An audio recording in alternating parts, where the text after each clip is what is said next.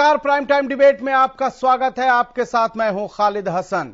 हरियाणा विधानसभा का शीतकालीन सत्र शुक्रवार से शुरू हो रहा है, जहां विधानसभा में सत्र के पहले दिन डॉक्टरों की कमी, भर्ती फर्जीवाड़ा, पेपर लीक के मुद्दे समेत कई मुद्दों पर सदन में हंगामा होने के आसार हैं, तो विपक्ष ने कई मुद्दों पर काम रोको और ध्यानाकर्षण प्रस्ताव सौंपकर सरकार को घेरने की तैयारी कर ली है।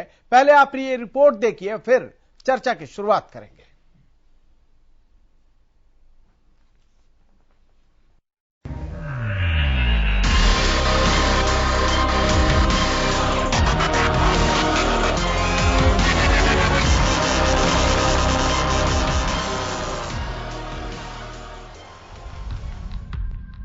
हरियाणा विधानसभा का शीतकालीन सत्र शुक्रवार से शुरू हो रहा है।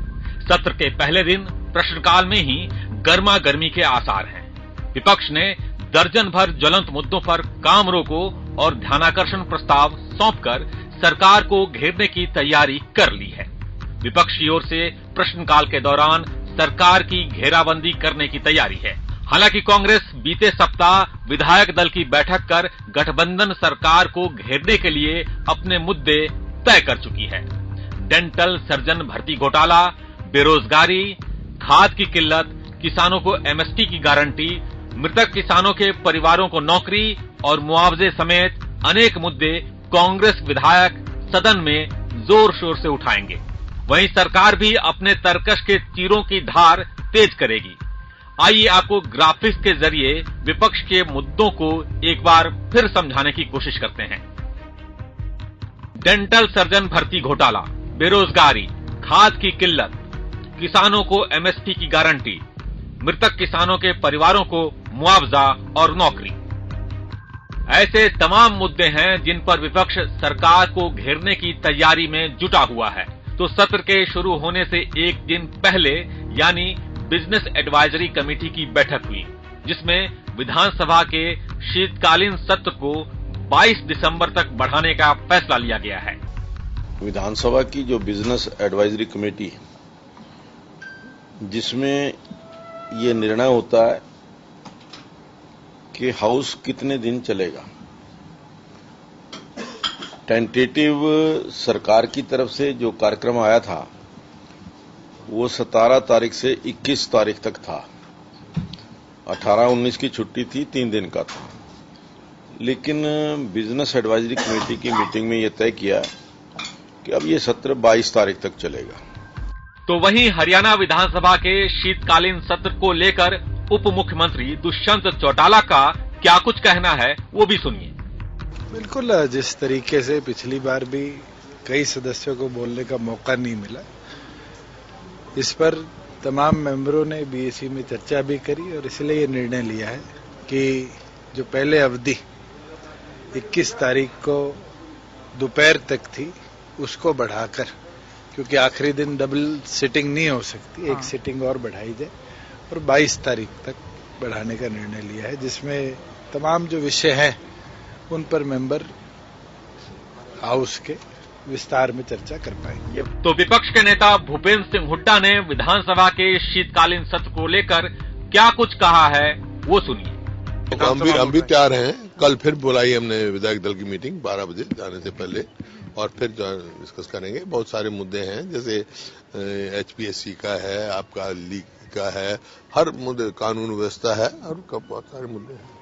एचपीएससी का और एमएसपी का सवाल है, किसानों का सवाल है, जो किसानों पे केस बनाए गए, जब कानून वापस हो गए, जिन कानूनों के खिलाफ किसान सर, बीएससी की बैठक के पहले सिक्योरिटी के मद्देनजर भी एक बैठक हुई, इसमें भी आप शामिल हुए थे, उसमें क्या फैसले लिए गए सिक्योरिटी? उसमें स्पीकर साहब ने कहा, भाई विधायक जो आते हैं उनके आने जाने में बाधा नहीं होनी चाहिए, प्रोटेस्ट जो करेंगे वो एक साइड में रहे, लेकिन विधायकों को मतलब। तो वहीं विधानसभा के शीतकालीन सत्र के दौरान अब की बार उन्हीं विधायकों को प्रवेश दिया जाएगा जिन्हें कोरोना वैक्सीन की दोनों डोज लग चुकी है। कोरोना के नए वेरिएंट के चलते इस बार पत्रकारों को भी एंट्री नहीं दी जा रही है। इस बार हरियाणा निवास में ही विधानसभा की कार्यवाही का लाइव प्रसारण दिखाया जाएगा। Bureau report, Haryana news.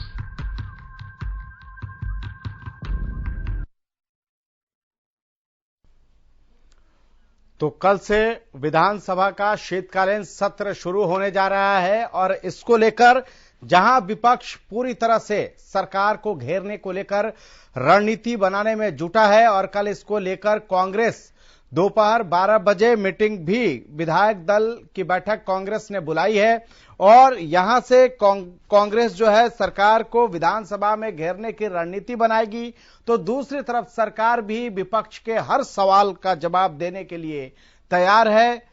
Deputy CM Dushyant Chautala ने कहा है कि जो सवाल आएंगे उसका जवाब आंकड़ों के साथ दिया जाएगा।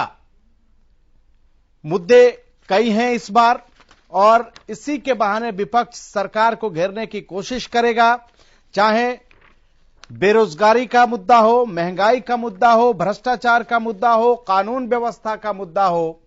ये नेता प्रतिपक्ष भूपेंद्र सिंह हुड्डा ने संकेत दिए हैं कि इन मुद्दों पर सरकार को सदन में घेरा जाएगा।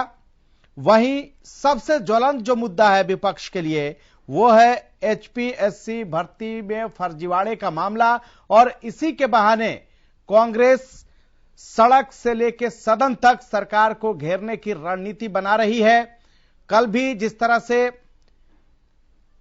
हरियाणा कांग्रेस की प्रदेश अध्यक्ष कुमारी सैलजा ने प्रेस कॉन्फ्रेंस करके सरकार को घेरा था और फिर आज लगातार इसको लेकर जिस तरह से नेता प्रतिपक्ष भूपेंद्र सिंह हुड्डा ने संकेत दिया है उससे साफ है कि आने वाला जो शीतकालीन सत्र है उसमें संग्राम होना लगभग तय है और इसी पर चर्चा के लिए हमारे सारे मेहमान जुड़ गए हैं। पहले उनसे आपका तारुफ करवा देते हैं, फिर चर्चा की शुरुआत करेंगे।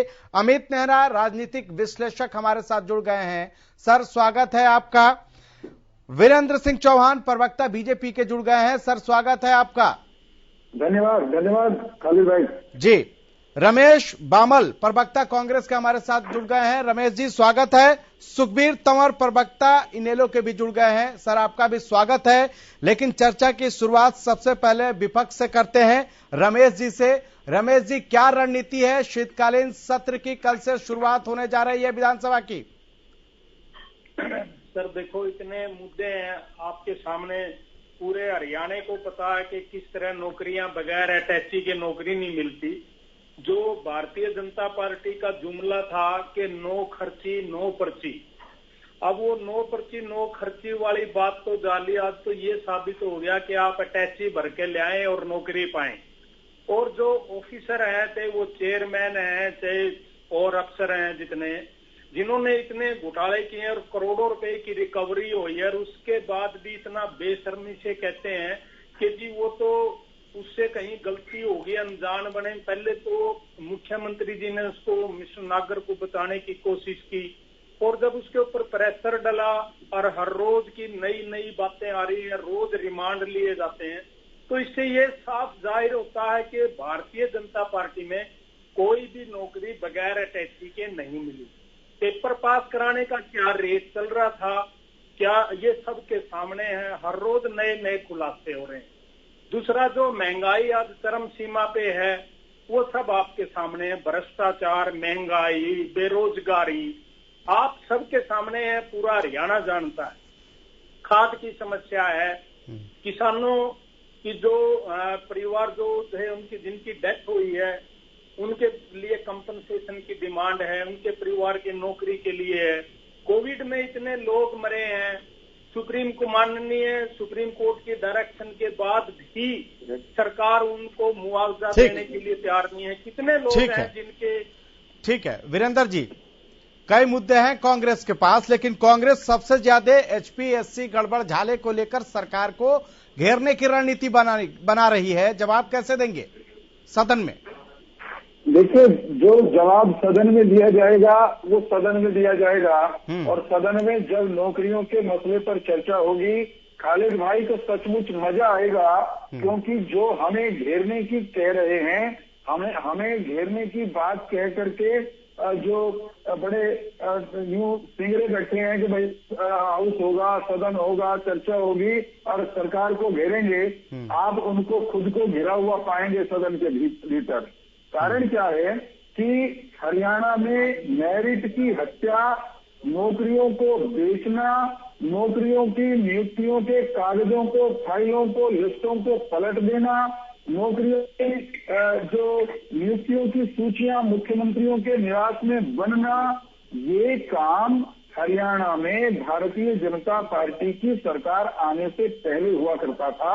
हरियाणा में ये काम पहले हुआ करता था कि जब एचपीएससी का रिजल्ट आता था एचपीएस का, तो उस लिस्ट को देखकर साफ साफ पता चल जाता था कि आधे से ज्यादा, कभी कभी तो 3/4 और 2/3 ऐसे नाम होते थे जो किसी ना किसी उस समय की सरकार के ओहदेदार, मुख्यमंत्री, मंत्री, उनके रिश्तेदार, उनके परिजन होते थे, बड़े अफसरों के परिजन होते थे। बिना गड़बड़ झाले और घोटाले के ये जो पहुंच वाले लोग नियुक्त होते थे, ये काम पूर्व की सरकारों में होता था। भारतीय जनता पार्टी की सरकार ने नौकरियों में गड़बड़ झाले के सिलसिले को खत्म करके जाति, जिला और झोला नोटों का ये 3 आधार हुआ करते थे पूर्व की सरकारों में नौकरियों के, हमने इन तीनों जे को समाप्त करने का अभियान चलाया और उसका नतीजा पूरे प्रदेश में देखा। खालिद भाई, तो मेरी बात कहने दीजिएगा, उसका नतीजा ये हुआ कि हरियाणा के नौजवानों में ये विश्वास नए सिरे से हम कायम कर पाए कि नौकरियां मेहनत करके, परीक्षा पास करके मिल सकती हैं हरियाणा में। ठीक है, सिलसिला शुरू हुआ। एक बार मुझे कहने दीजिए, आपने बहुत कुछ कहने दिया। सुखबीर जी को भी जरा इन्वॉल्व कर लेना, फिर तो आएंगे आपके पास। उसके बाद से अमित जी भी हैं। पूरी नहीं हुई ना, मेरी बात तो पूरी होने, तो जल्दी से पूरा कीजिए। मैं जल्दी ही कर रहा हूँ, आपने जल्दी और किसी को नहीं कहा, मेरी बारी में जल्दी मत करिएगा। अब जब ये बदलाव शुरू हुआ है खालिद भाई, तो समस्या ये हो गई कि इनको लगा कि इस सरकार का यूएसपी बन रहा है ईमानदारी से नौकरी, बिना पर्ची के नौकरी, उसी पर हमला करें। ये चाहेंगे उस यूएसपी को मिटाना, ये कैसे मिटाएंगे, ये कैसे मिटा पाएंगे उसको, जबकि लेकिन जो एचपीएससी में जो निकल कर आया है सामने, वीरेंद्र जी जो एचपीएससी में निकल कर सामने आया है, क्या प्रदेश की जनता उसको नहीं देख रही है? ठीक है, सुखबीर जी को इन्वॉल्व कर लेते हैं। सुखबीर जी, कांग्रेस और बीजेपी दोनों पर आरोप लगा रहे हैं, कांग्रेस कह रही है, ठीक है वीरेंद्र जी उनको भी ले लेना थोड़ा। अब जल्दी से रखिए सर, 10 सेकंड में। आपने एचपीएससी का जिक्र किया, समझने की बात यह, और जनता समझ रही है कि चोरी, चकारी, डकैती, नौकरियों के मामले में गड़बड़ झाले पहले भी होते थे, सरकार मिली हुई होती थी, इसलिए तो पकड़ा नहीं जाता था। इस सरकार ने चोरी करने वालों को पकड़ा है, रंगे हाथों पकड़ा है। हंस रहे हैं रमेश जी, आपकी बातों पे हंस रहे हैं। रमेश जी हंस आप क्यों हंस रहे हैं, पहले बोल लीजिए, उसके बाद से आते हैं सुखबीर जी के पास। मैंने कहा कि देखो वीरेंद्र चौहान जी कितनी सफाई से, मतलब थोड़ी सी भी शर्म नहीं आई इनको झूठ बोलते हुए कि क्या हो रहा है, कहाँ से पकड़े गए हैं।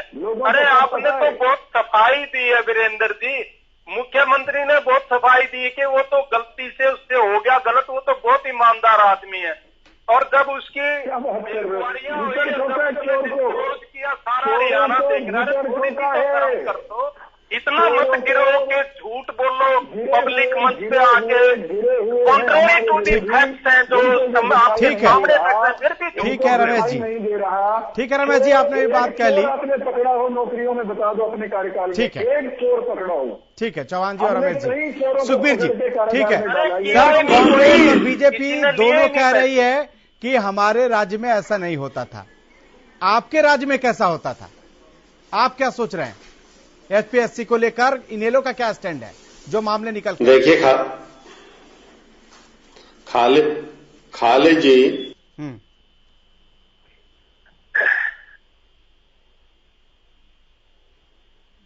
तो सुखबीर जी टेक्निकल गड़बड़ी की वजह से हमारे साथ नहीं जुड़ पाए, लेकिन उनकी आवाज हमारे पास तक नहीं पहुंच पाई, लेकिन हमारे साथ ठीक है सुखबीर जी, आप अपनी बात रखिए। जी हाजी भाई, मैं ये कह रहा था कि भारतीय जनता पार्टी के प्रवक्ता भी बात कर रहे थे कि वही लोग हैं जो, अगर हम मध्य प्रदेश व्यापन की बात करें, 12 साल तक निरंतर जिन लोगों ने वेबसाइट, पिक्चर और सारी सरकारी नौकरियों में जिस प्रकार की धांधली इन्होंने वहां करी, इसी प्रकार की धांधली 7 साल से यहाँ चल रही है। और निसंदेह जो ये एसपीएससी के अंदर अटैची में करोड़ों रुपए लेने का मामला ये आंखें खोलने वाला है। इसके अलावा जिस प्रकार से ये जो विधानसभा का सत्र आ रहा है, इसमें ना कि सिर्फ एचपीएससी में जिस प्रकार का सरकारी संरक्षण में जो भ्रष्टाचार चल रहा है, इसके अलावा और अनेक ऐसे मुद्दे हैं। निसंदेह विगत के समय में जिस प्रकार से युवा शक्ति से धोखाधड़ी हो रही है और पिछले जो कोविड के दौरान जिस प्रकार से रजिस्ट्री का घोटाला हुआ, जिस प्रकार से शराब का घोटाला हुआ, जो थानों में शराब बिकी, अब की बार इससे पहले के जो जितने भी सत्र आए उनमें विस्तार से बात नहीं हो पाई। निसंदेह अब की बार सारी बातें विस्तार से होंगी और सरकार को जवाब देना पड़ेगा। और जिस प्रकार से आज किसान आंदोलन समाप्त हुआ और जिस प्रकार से इन्होंने किसान आंदोलन को दबाने के लिए जो प्रयास किए, वो भी विषय है। इसके अलावा जो जब बुआई चल रही थी रबी की, उस वक्त डीएपी नहीं था और आज यूरिया नहीं है। किसान के मुद्दे पे, किसानी के मुद्दे पे निसंदेह हरियाणा सरकार पूर्णतः विफल हो चुकी है। सारे के सारे विषय हम विधानसभा में उठाएंगे और जो इनकी बेकायदगी है, जो भी इनकी विफलताएं हैं, वो सदन के माध्यम से हरियाणा प्रदेश की जनता के समक्ष रखेंगे और इनके जितनी विफलताएं हैं वो एक एक सिलसिलेवार गिनवाएंगे। हम सदन में प्रमुखता से बात रखेंगे। इसके अलावा मैं आपके चैनल के माध्यम से कहना ये भी चाहता हूं, जिस प्रकार से अतीत के अगर हम इलाहाबाद विधानसभा चुनाव की बात करें, जिस प्रकार से भारतीय जनता पार्टी, जननायक जनता पार्टी और कांग्रेस ने मिलकर अभय सिंह जी को हराने का प्रयास किया और इन सबके जो जिस प्रकार से चुनाव आयोग और चुनाव की जो मॉडल कोड ऑफ कंडक्ट था उसका उल्लंघन हुआ और अनेक शिकायतों के बाद भी उनकी कार्रवाई नहीं हुई। उन सारी बात कर लें, ठीक है। नहीं, विधानसभा सत्र है, विधानसभा सत्र में सारी बातें रखी जाएंगी। ठीक है, ठीक है। चौहान जी जवाब दीजिए जल्दी से, अमित जी के पास। वही घिसी पिटी बात कर रहे हैं, है ही नहीं कुछ कहने के लिए इनके पास। रोकिएगा एक बार। हाँ, खालिद जी बोलिए। खालिद जी, पहली बात तो ये कि इंडियन नेशनल लोकदल तंवर साहब की जो पार्टी है, उसको हरियाणा की जनता ने 1 पर रिड्यूस कर रखा है। कुल मिलाकर के इनका राजनीतिक, निर्वाचित राजनीतिक आकार कितना है आप जानते हैं। और ये पार्टी 1 पर क्यों आई है उस पर मैं चर्चा आज नहीं करना चाहता, लेकिन बेहतर होगा कि आप लोग विधानसभा सत्र पर ही रहें। एक क्षण मैं वहीं आ रहा हूँ, विधानसभा सत्र पर आ रहा हूँ और मैं इन्होंने जो बात कही उस पर आना चाहता हूँ। नियुक्तियों पर सवाल उठाए कोई ऐसा व्यक्ति जिसका अपना दामन पाक साफ हो तो अच्छा लगता है। पत्थर वो उछाले जिसने पाप न किया हो, ये पुरानी कहावत है। परंतु जहां हालत ये हो रखी है, छाछ तो छाछ, छलनी भी बोले जिसमें 1000 छेद। इंडियन नेशनल लोकदल की टॉप लीडरशिप को नौकरियों में, नियुक्तियों में भर्ती की फाइल बदलने के आरोप में सजा काटनी पड़ी। ठीक, कारागार में रह करके आए, अपराध साबित हुआ, अपराध में सजा काट करके आए हैं और ये उपदेश देंगे, कितना अच्छा लगता है इनका उपदेश, आप सोच सकते हैं। हरियाणा की जनता जानती है कि हरियाणा में नौकरियों में पारदर्शिता लाने का मजबूत प्रयास मनोहर जी की सरकार ने किया, मनोहर जी के नेतृत्व में, और हम नौकरियों में पारदर्शिता को बहुत महत्वपूर्ण मानते हैं। एक और इंटरेस्टिंग बात बताता हूँ तंवर साहब की पार्टी की, इनके इकलौते विधायक अभय सिंह जी द्वारा जीत कर आए इलाहाबाद से। अभय सिंह जी ने सार्वजनिक रूप से कहा पिछले दिनों, चुनाव से पहले की ये बात है और मैं दोहराना चाहता हूं, हरियाणा के नौजवानों को याद दिलाना चाहता हूं कि किस तरह की नीति और नियत है इस पार्टी की। जिस पार्टी ने पहले मेरिट का गला घोटा, उस पार्टी के नेता सार्वजनिक रूप से ये कहते हैं कि हमारा राह जाने दो, ये मेरिट वेरिट है, इसको फाड़ करके जोड़ में फेंक देंगे।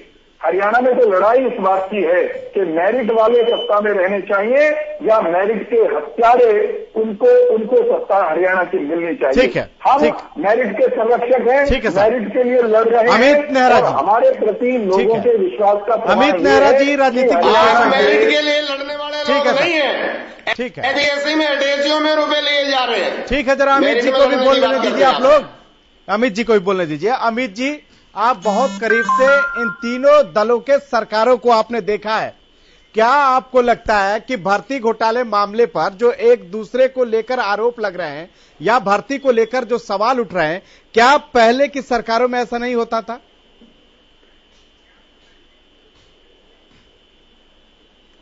खालिद, हम तीनों पार्टियों के जो कथन है उनको सत्य मान लेते हैं, तो ये तो बात स्पष्ट है कि किसी भी सरकार में भर्तियां साफ सुथरी नहीं रही, क्योंकि तीनों दल एक दूसरे की पोल खोल रहे हैं। अब रही बात एक एक करके कर ले, भाई भर्ती घोटाले में सजा हुई थी मुख्यमंत्री को, तो उस समय बीजेपी उसकी सहयोगी पार्टी थी, तो वो भी बराबर की तो हकदार मानी जाएगी ना। तो आपने उस समय समर्थन वापस क्यों नहीं लिया? अगर आपने देखा कि यहाँ पे घपला हो रहा है, भ्रष्टाचार हो रहा है, ठीक है ना, तो नहीं, आप लेते रहो, बढ़िया तो है ही, बहुत अच्छे, आप बढ़िया मानते रहो ना, तो आप समर्थन वापस ले सकते थे, क्योंकि आप बराबर के हमारा दोष बराबर के भागीदार हैं। आप जिनको जो दोषी हैं, जिनको सजा हुई है, यार मैं आपके बीच में नहीं बोला, उनको भी खुल के नहीं आप कह पा रहे कि वो दोषी अपनी बात पूरी, अमित जी अपनी बात पूरी करें, अमित जी बात पूरी करें। बोलिए अमित जी, बोलिए। खालिद भाई एक बार इनको बोलने दो, 5 मिनट और दे दो इनको, यानी मेरा टाइम इन्हीं को दे दो, कोई दिक्कत नहीं, मैं चुप रह जाऊंगा। ठीक है ना, ये जब तो मैं नहीं बोला सर, कई ठीक है ना, ये तो हम इसी पर सिर्फ फंस के नाराज जाए और नहीं, और जो आवाज है वो कहीं आपको अगर दर्द हो रहा है, बोलिए। अमित जी बोल रहे हैं आप, अमित जी देखिए सच नहीं सुनना चाह रहे तो मैं चुप हो जाता हूँ। नहीं अमित जी बोलिए आप। नहीं बोल रहे सर, आप अमित जी बोल रहे हैं। रमेश जी आप बात सुन लीजिए, अमित जी बोल रहे हैं, आप इंटरप्ट मत कीजिए, आप लोग भी बोलिए। तो देखिए सच तो खालिद, सच कड़वा होता है और वो नजारा आपने देख लिया, क्योंकि जैसे ही कहा मैंने, भाई जब आप भागीदार हैं, आप समर्थन दे रहे हैं उस सरकार को जो कि भ्रष्टाचार की आरोपी है, तो आपका आप फेयर नहीं हो सकते, आपको अलग ट्रीट नहीं किया जा सकता, क्योंकि जनता आपको भी उनके साथ देखती है। अब कांग्रेस की बात बता दी बीजेपी ने, और बीजेपी का जो देखा है वो इस जो पकड़ा गया है जो ऑफिसर, तो उससे पता लग गया कि पिछले 7 साल में क्या रहा होगा। भाई ठीक है, अगर आप शुरू में ही धरपकड़ कर लेते आते इस तरह की, तो मान लेते कि हाँ भाई पाक साफ है, लेकिन 7 साल हो गए बीजेपी को, अब जाके पकड़ा गया। तो इससे पहले आप 2015 का उठा लीजिए, समाचार पत्र या डिबेट उठा लीजिए, तो खुद बीजेपी के सांसद थे राजकुमार सैनी कुरुक्षेत्र से, तो एचसीएस की जो भर्तियां हुई थी तो उन्होंने अपनी ही सरकार को कटघरे में खड़ा किया था। तो ये भूल जाते हैं, उस समय सरकार से कोई जवाब देते हुए नहीं बना था। उस समय प्रवक्ताओं ने ये कहा था टीवी डिबेट्स में कि जी सुनिए कि जो आयोग है, भर्ती आयोग है, वो एक स्वतंत्र निकाय है, सरकार का उस पर कोई नियंत्रण नहीं। तो ये कह के बचाव किया था। आज ये कुछ भी कह ले, इन पे क्या है। अब वापस आते हैं, चलो ठीक है, हम विधानसभा सत्र पे आते हैं।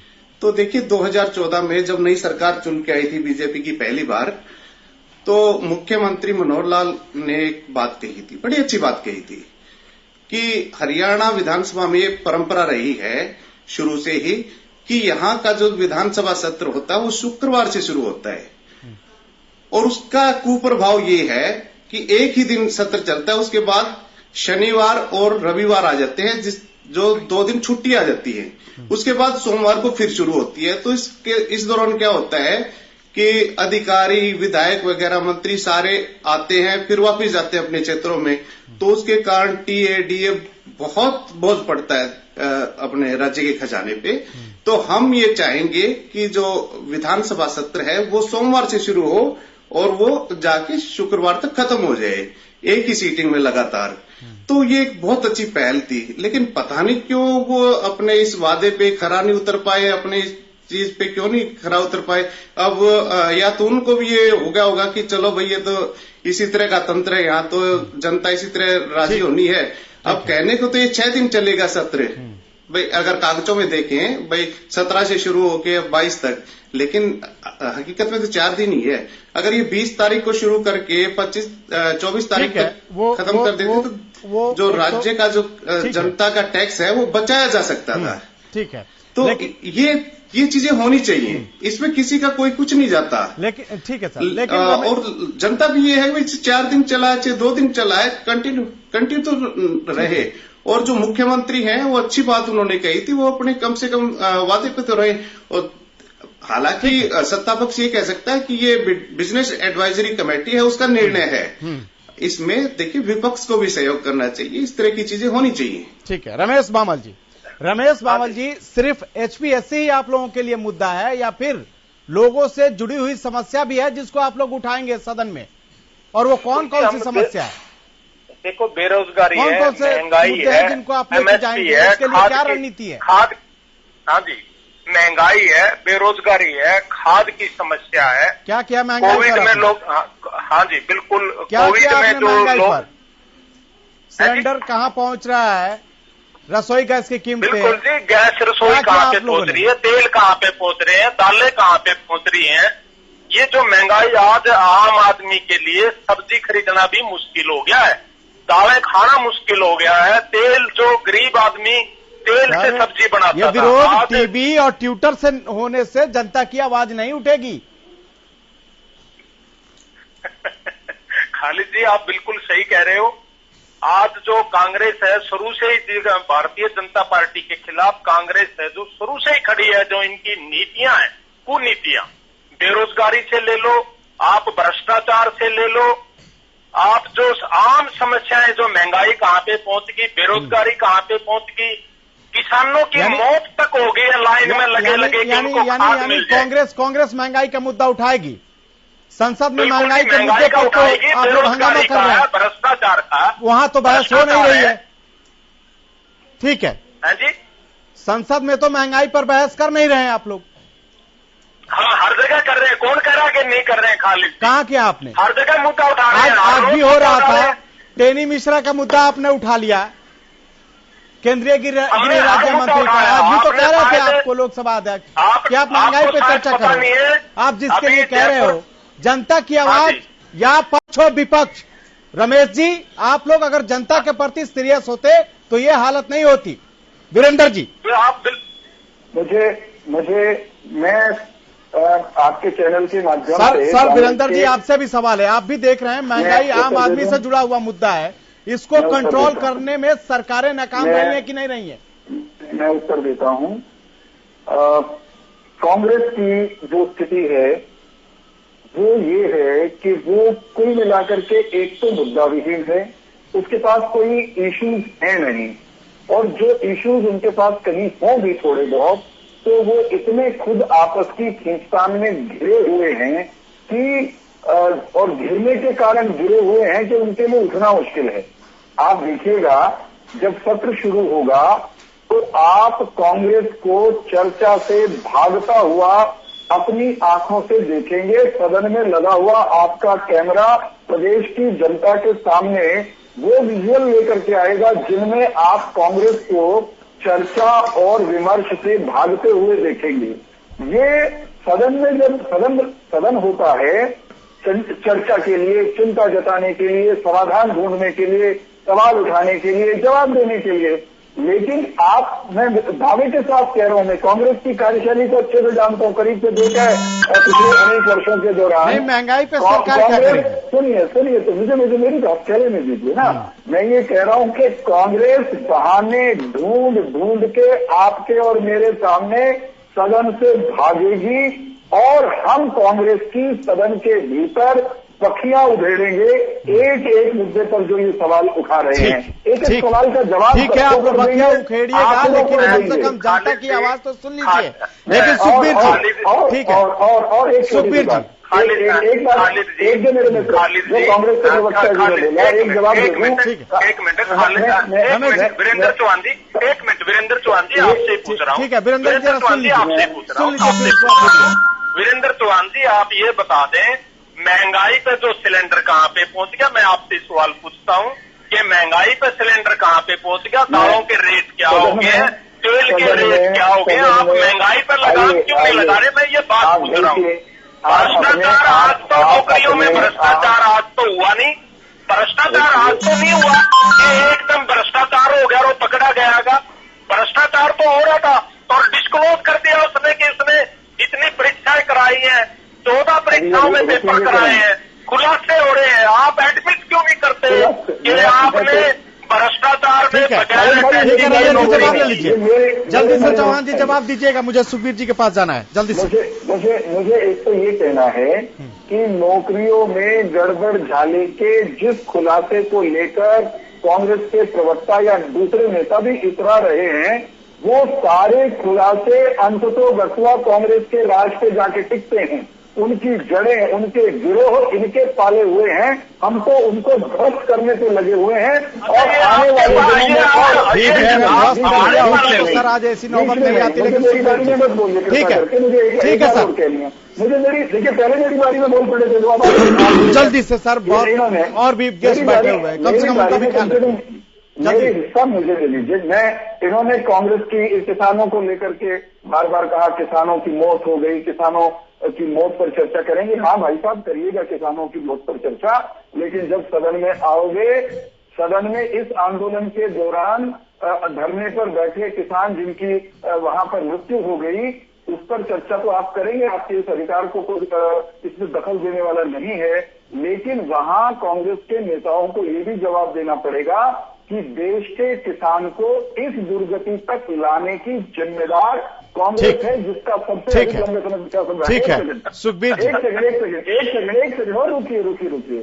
किसान जो इस आंदोलन में, इस धरने के दौरान बड़ा सुखमय धरना था, आपको मालूम है, वहां एयर कंडीशनर भी चल रहे थे, वहां सारी सुविधाएं थी, काजू भी थी, दारू भी थी, कांग्रेसियों का भेजा हुआ घी भी था।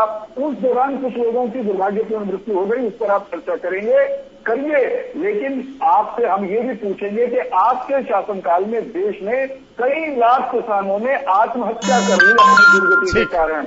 ठीक है सुखबीर जी, महंगाई पर ये पार्टियां, चाहे आप हो, कांग्रेस हो, बीजेपी तो सत्ता में ही है, आप लोग जो विपक्ष की जिम्मेदारी होती है लोगों की आवाज बनना, वो विपक्ष कहीं खो गया है क्या?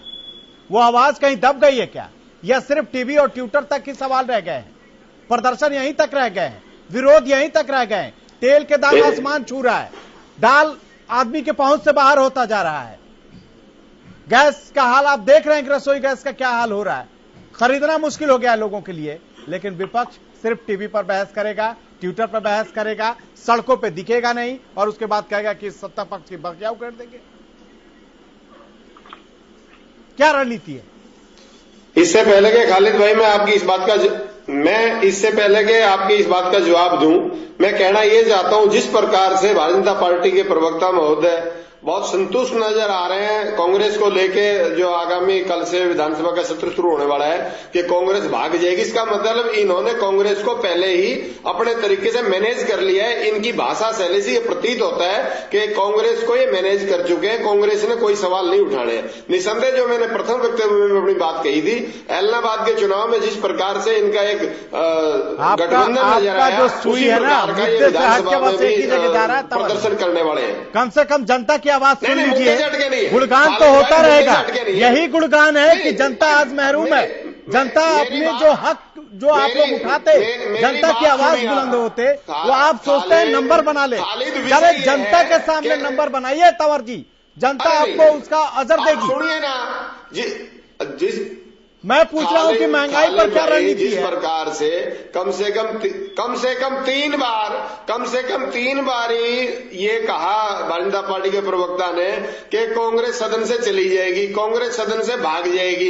इस बात का मतलब क्या है? इसका यहाँ जवाब नहीं दिया जाएगा तो कहाँ जवाब दिया जाएगा? तो आप रुकिए ना, यहाँ चल रहा है, आप रुकिए ना, बोलिए कि मैं रुकूंगा ना के सिर्फ नहीं, सुनिए मेरी बात, ना के सिर्फ हरियाणा में अपितु समस्त राष्ट्र में जिस प्रकार से महंगाई है, आपके चैनल पे अनेक बार और चैनल के बाहर जिस प्रकार से जो हमारी एक विपक्षी भूमिका है इंडियन नेशनल लोकदल की, हम जनता को जागरूक कर रहे हैं और निसंदेह आने वाले समय में जिस प्रकार से महंगाई की मार इन्होंने मारी है, उस बात का जवाब जनता इनको देगी, जल्दी देगी। जिस प्रकार से जब 5 जून को ये चोर दरवाजे से कृषि के कानून लाए थे, उस दिन से जिस प्रकार का विरोध किया गया, अंत वापस लेने पड़े ना, की वजह से हुआ, जाना पड़ेगा इसमें पार्टी और विपक्ष का कोई उसमें वो नहीं है। नहीं। किसानों ने वहां पे धरना किया, उनके वजह से हुआ, आप लोगों के वजह से कुछ नहीं हुआ, आप लोगों की कोई भूमिका नहीं है। खालिद भाई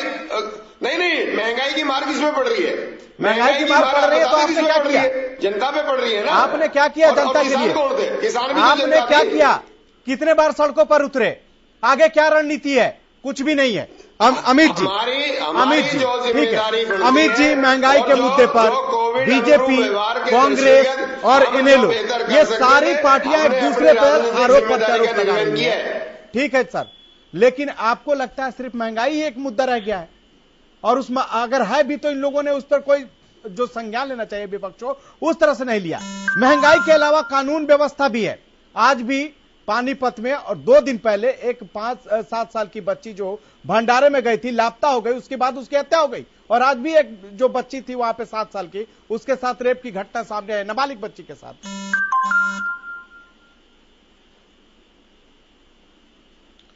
नहीं खालिद, अगर महंगाई की बात है तो ये सिर्फ हरियाणा प्रदेश की समस्या नहीं, ये पूरे देश की समस्या है। और ये पूरे विपक्ष को इसमें खुल के आना चाहिए, क्योंकि जिस तरह 2013 तो अपने ही बटे हुए हैं बीच में बीजेपी ने इसको जी हाँ नहीं, जिस तरह बीजेपी ने इसको मुद्दा बनाया था, बहुत हुई महंगाई की मार, अब की बार मोदी सरकार, है ना, और महंगाई डायन थी, तो अब इस तरह की है कि अब तो देवी सी लगने लगी है महंगाई डायन की जगह। तो इसमें सत्ता पक्ष का जो विरोध है वो एक अच्छे तरीके से नहीं हो रहा है। और विधानसभा में महंगाई का विरोध कैसे करेंगे? ये तो क्या है कि जनजागरण चलाना पड़ेगा, बताना पड़ेगा, कैलकुलेशन देनी पड़ेगी, भाई आप किस तरह महंगी चीजें बर्दाश्त कर रहे हो, इन चीजों का दाम कैसे कम हो सकता है, एक रोड मैप देना पड़ेगा पॉलिटिकल पार्टीज को। तो वही रोड मैप तो नहीं दिख रहा है सर। पॉलिटिकल जो पार्टी है, जो 2 चीजें, जो विपक्षी पार्टियां, उनमें तो यही रोड मैप नहीं दिख रहा है। आपने देखा क्या? तो खालिद, उसके लिए जिस तरह किसान आंदोलन हुआ था, इस तरह जन आंदोलन होगा। अगर ये इस तरह के चलता रहे, विपक्ष भी अगर विमुख रहेगा, तो जन आंदोलन चलेगा। वो देखिए कब चलेगा, कब होगा, कब जनता जागेगी। दूसरी बात आपने रखी कानून व्यवस्था की। देखिए 2 बात है, वो सत्ता पक्ष भी समझे और विपक्ष भी समझे, पत्रकार भी समझे उस बात को। भाई आपने एक घटना बताई कि पानीपत में इस तरह की एक हादसा हो गया, विभत्स घटना होगी, तो उसमें देखिए सीधा सीधा सत्ता पक्ष दोषी नहीं होता, पुलिस भी दोषी नहीं होती, एक मानसिकता है। भाई कानून व्यवस्था तब हम कटघरे में खड़ा करना चाहिए कानून व्यवस्था को। अगर मान लिया फरियाद लेके जाता है तो उस पर FIR नहीं होती उसके अपराध पे, तो इस तरह की चीजें हैं। सर पृथला में ऐसा ही मामला है, मैं आपको बता देता हूं।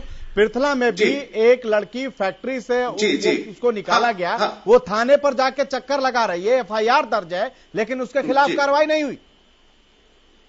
हाँ, और तो अभी मैं आपको सोना रोड की बात बता देता हूं। एक युवक आके एक युवक को गोली मार गया जी। तो पुलिस का खौफ होगा तभी तो अपराधी डरेंगे। मैं वही कह रहा हूं, मैं वही समझाने की कोशिश कर रहा हूं कि पुलिस जब तक तुरंत और त्वरित कार्रवाई नहीं करती, तो उस तरह की चीजों को हमें उठाना चाहिए। भाई अपराध तो होते रहते हैं, अपराध पे अंकुश नहीं लग सकता, क्योंकि एक मानसिकता है ये। लेकिन सरकार का दायित्व ये है कि पुलिस को एक तो स्वतंत्रता दे, पुलिस को एक तो स्वतंत्रता दे, भाई आप पक्षपात ना करें, आप पीड़ित पक्ष है उसका पक्ष लेके कार्रवाई करें। तो ये चीजें तो एक प्रोफेशनल पुलिस बनानी होगी हमें अपने राज्य में। और तीसरी बात, मैं थोड़ा सा अपनी तरफ से भी एक सवाल भी है, थोड़ा सा एक जिज्ञासा भी है जी। वो कृषि आंदोलन से है, जो कृषि कानून थे। आपको ध्यान होगा कि पिछले साल 6 नवंबर 2020 को हरियाणा विधानसभा में जो नए कृषि कानून थे, 3 नए कृषि कानून जी, तो उनके लिए अपना एक प्रस्ताव आया था, स्वागत प्रस्ताव जिसको कहते हैं ना, कि स्वागत किया गया था एक प्रस्ताव लाके कि हम स्वागत करते हैं। अब बात यह है कि वो तीनों कानून तो रद्द हो गए। अब क्या उस प्रस्ताव को रद्द करने का प्रस्ताव लेके आएगी सरकार, पहली बात, या फिर कोई इस तरह का निंदा प्रस्ताव वगैरह भी कर सकती है क्या? भाई आपने ये क्या किया, भाई केंद्र सरकार ठीक है, वीरेंद्र स्वागत किया था, आपने रद्द ही कर दिए, हमारा तो आधार ही निकाल दिया, ठीक है ना। और क्योंकि उस समय देखिए इसमें गंभीर गंभीर बात ये है खालिद, उसमें गंभीर बात ये है भाई, उस समय कांग्रेस ने विरोध किया था इसका, स्वागत जो किया था ना, स्वागत प्रस्ताव का विरोध किया था, तो बाय नेम करके कांग्रेस के विधायकों को निकाला गया था। तो अब क्या इस पे रुख रहेगा, ये पूरा प्रदेश जानना चाहता है। ठीक है वीरेंद्र जी।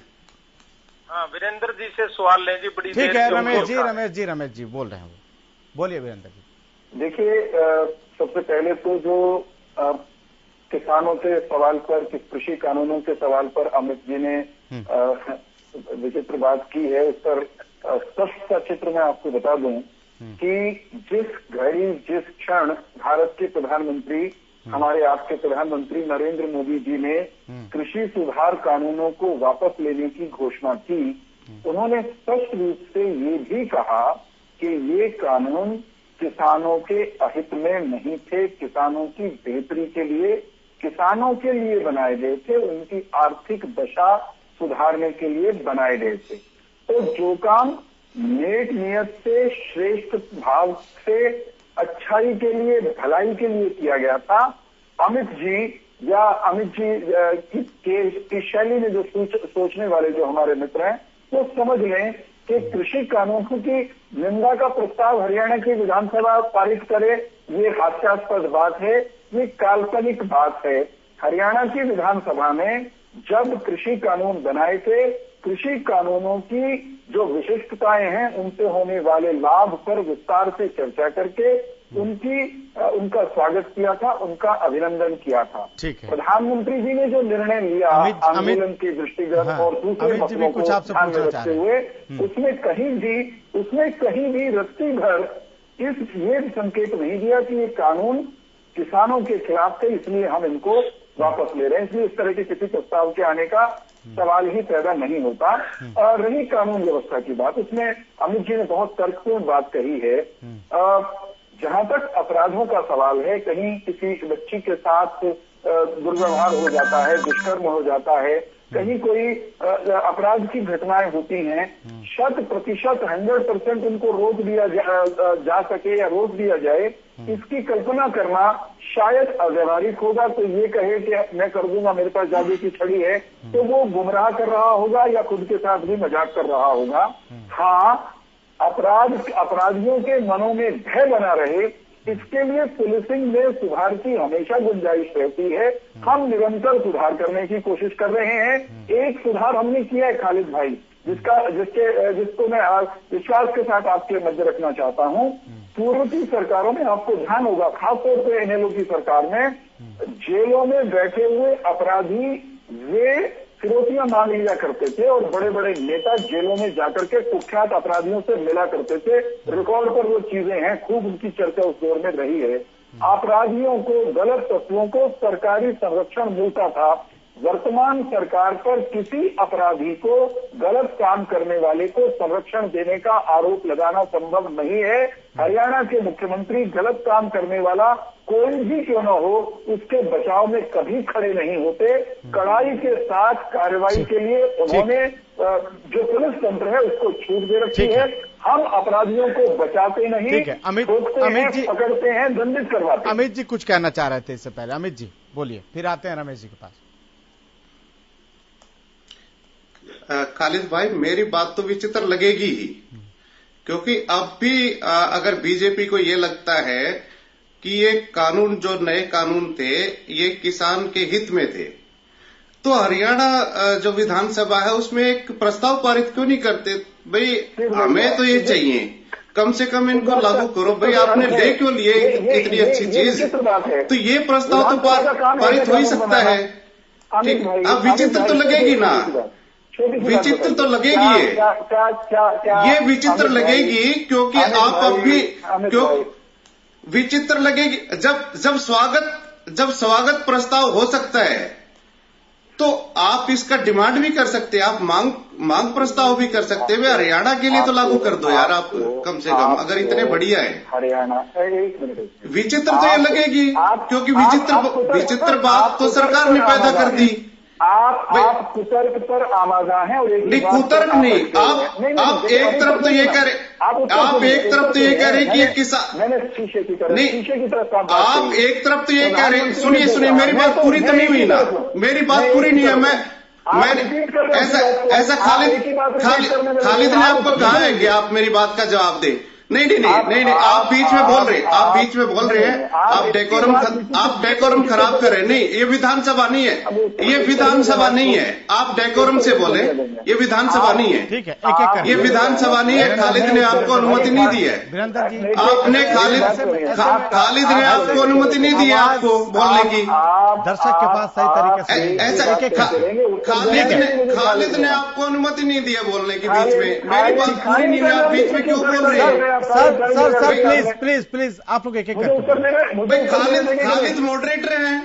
ठीक है, खालिद मॉडरेटर है। मुझे बोलने दो या इनको बोलने दो। ठीक है, एक बार को सर प्लीज आप लोग एक करके बोले, शांत होंगे तब तो किसी की आवाज आएगी। मैं उत्तर दूं कि नहीं? पहले सवाल सुन लीजिए, सवाल सुन के पहले। ठीक है अमित साहब, आप जवाब ले लीजिए, सुन लीजिए। नहीं, दोहरा के आपने बोलने ही नहीं दिया। आप बिना खालिद के कहे आप बीच में कूद पड़े।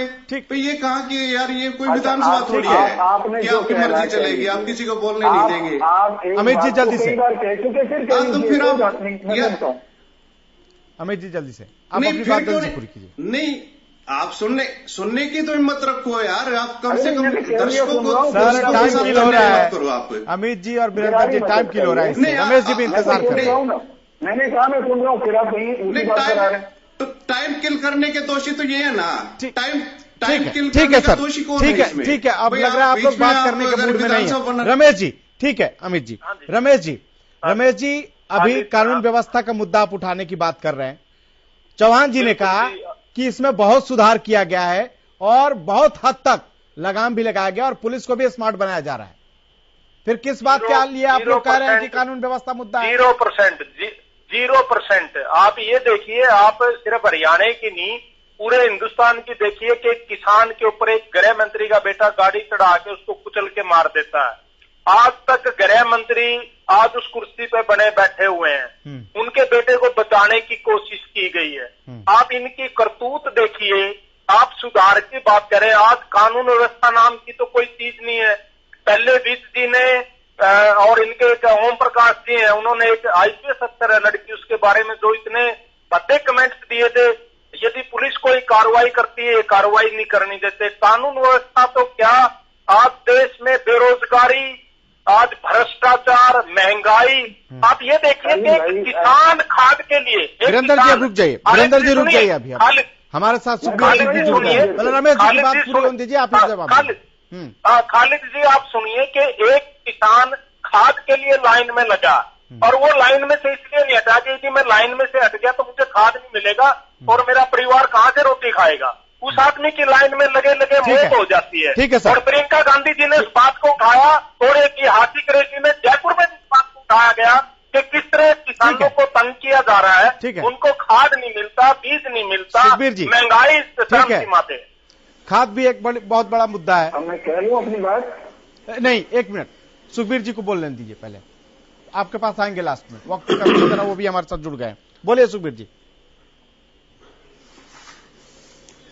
देखिए खालिद भाई, मैं तो सिर्फ ये कहना चाहता हूं, हरियाणा प्रदेश की सरकार हर मोर्चे पर पूर्णतः विफल है। जिस प्रकार से कोविड काल में जो शराब का घोटाला हुआ, जो रजिस्ट्री का घोटाला हुआ और अभी वर्तमान में जो HPSC में नौकरियों को करोड़ों में बेचा गया, आज जिस प्रकार से बेरोजगारी है, जिस प्रकार से महंगाई है और जिस प्रकार से रबी की बुआई के दौरान जो DAP नहीं मिला और आज यूरिया नहीं मिल रहा है, निसंदेह ये विफल हो चुके हैं। शोर मचाना इनकी पुरानी आदत है और मैं पुराने जुमले के साथ इनको मैं याद दिला दूं, ये वही लोग हैं कि भाजपा का देखो खेल, खा गई घंटा पी गई तेल। उसी प्रकार की ये महंगाई और पूंजीपतियों को पोषित करने वाले लोग हैं। इनका अपना कुछ नहीं है, ये सिर्फ पूंजीपतियों के लिए काम करते हैं। ठीक है, अमित साहब लास्ट कमेंट।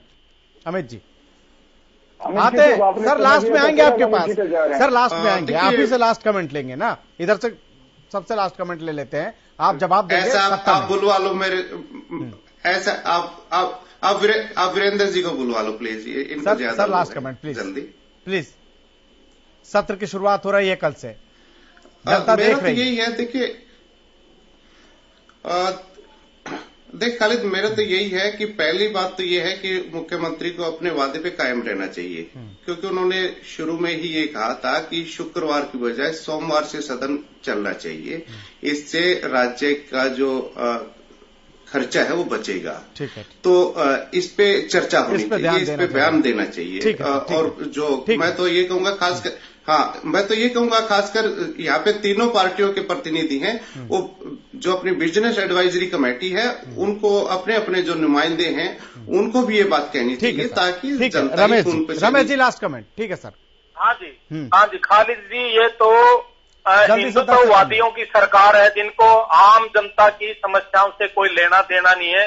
इन्होंने देश का और सूबे का बेड़ा गर्क कर दिया है। महंगाई, बेरोजगारी, भ्रष्टाचार, नौकरियों में घोटाले, खाद की समस्या, ठीक है, और कानून व्यवस्था। ठीक है सर, अब ठीक है वीरेंद्र जी अब सबका जवाब दीजिए लास्ट कमेंट के तौर पे, जल्दी से दीजिएगा। हरियाणा विधानसभा का सत्र सामने है, प्रतिपक्ष के पास अपनी सारी बातें कहने का अवसर होगा।